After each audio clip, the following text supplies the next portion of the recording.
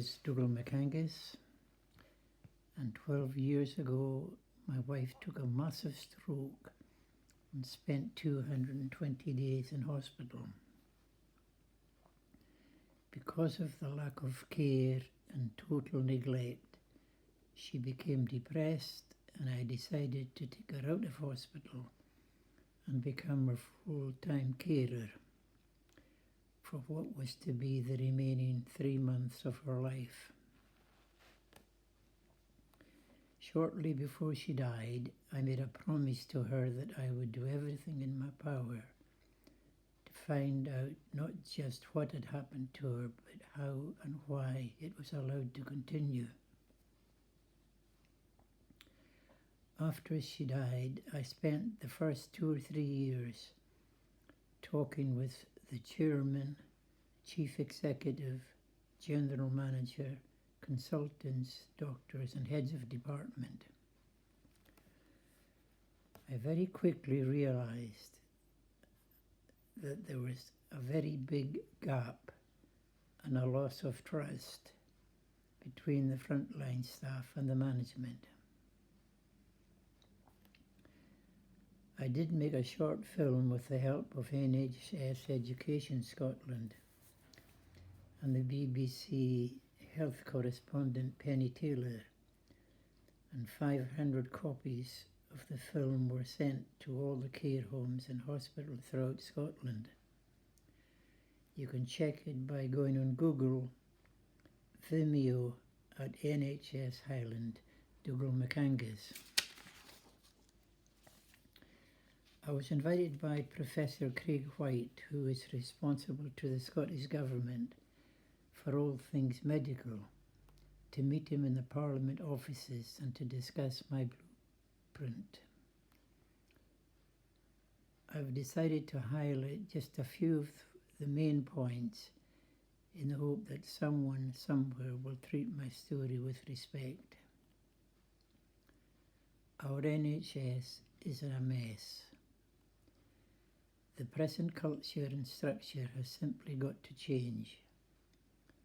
The present management will not agree, of course, because they are the problem.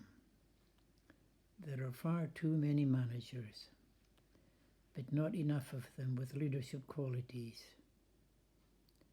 We really don't need a 23-year-old university graduate becoming a manager. Management vacancies should be offered to experienced charge nurses who would bring with them the dedication, care and commitment, and who realize the benefits of teamwork into this level of management, which at the moment doesn't exist. Walk and talk. Senior managers must visit at least one ward every week and say to Mary, "Have you got a time for a cup of tea and a chat?" Listen to what she has to say, and this will be a helpful influence when making future decisions. We have another major problem, which is the never-ending committee meetings, when most of the senior managers spend the whole day and a whole week attending back-to-back meetings. Meetings should last not more than 1 hour. No cups of tea or coffee, because you're not having a social gathering. The most senior manager at the meeting should invite everyone around the table to contribute and to help find solutions to problems. But he or she must be the only one to make the final decision, not by a show of hands, because if 20 people say a foolish thing, it's still foolish. You don't see statues in public parks for committees. At the end of the meeting, you check what you have discussed and what you have decided, and what action has been agreed, and by whom, and when you expect the problem to be solved. Problem solving. Write down on a piece of paper what the problem is, then write down 3 possible causes and offer 3 possible solutions and explain why you've chosen one. The most underused facility in the hospital is the operating theatres. They are closed for 50% of the time.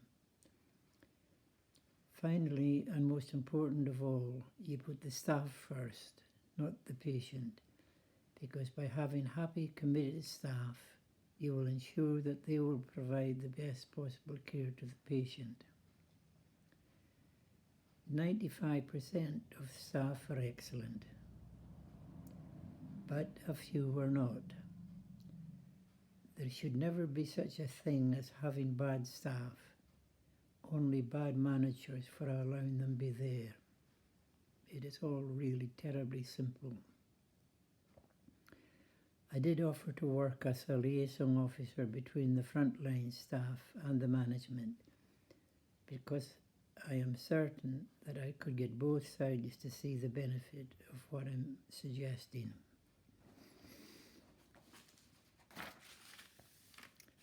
But sadly, and not unexpectedly of course, my offer has been rejected. The problem I have is like asking turkeys to vote for Christmas. The managers